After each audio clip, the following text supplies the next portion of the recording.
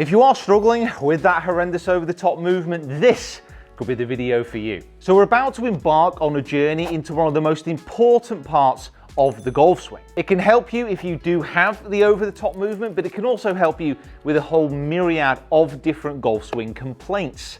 I sound like a GP or a doctor, depending where you're watching from. So in this video, we're going to talk through that over-the-top movement, why you might be doing it, the key thing you need to know before you make any changes, and of course, a great drill that you can use to try and banish this blasted blight from your technique. So an over-the-top movement has been known by many names across the centuries. Now I define the over-the-top movement as you get up to the top of the swing, see the position of my left arm and the club shaft. So my left arm is pretty much across my shoulder line with that club matching. Now if I move my left arm and shaft steep in the downswing, I'm coming over the top of those original lines. And it's basically this movement that leads to a steep angle of attack, usually a path which is traveling well off to the left-hand side, fats and thins and nasty shots with irons, but also that big booming slice with the driver.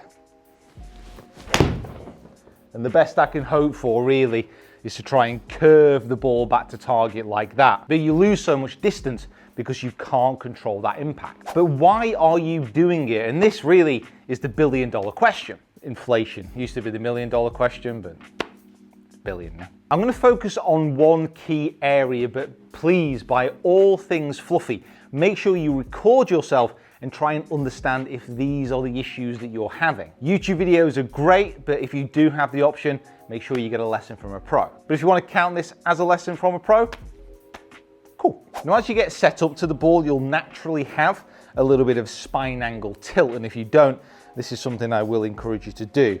So you're getting set up, the right shoulder sits slightly below the left because of the grip position, and the spine angle is slightly tilted away from the target. As you move up to the top of the swing, you want to be maintaining that spine tilt. If you're a little bit this way, leaning towards the target, it makes an over-the-top movement more likely. Then at the top of the swing, I want you to try and achieve this structure. So you got the left arm pretty much through the shoulder line, and you got your right elbow pointing down at the ground. This type of positioning will really help with your downswing. With that left arm being across the shoulder line and the right arm pointing down the ground, you can relax this right shoulder, put that in external rotation, which means it basically sits down this way. And you can see from here, just relaxing that shoulder down, you can see how everything shallows a little bit more behind me. And from there, we can just rotate in. Now this is the key thing you need to know at this point in your swing. From the top of the backswing to when the left arm reaches parallel with the ground, this is known as the transition.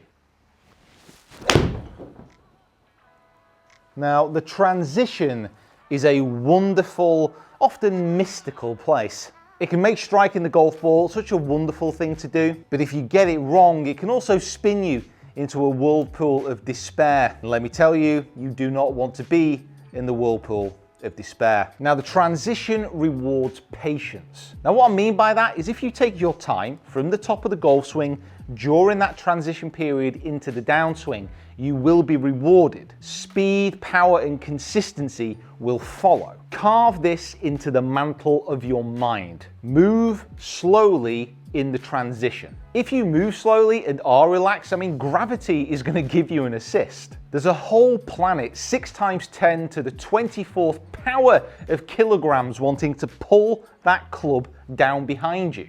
I think that math is correct. If you can manage the aforementioned structure, oh, wow, hello. That thing I said before about the arms at the top, if you can just relax from this position, you can see how the arms and the hands just want to fall down into this type of position here. So to the top, letting those arms relax. Oh, I struck that one nicely. This is an A time, by the way.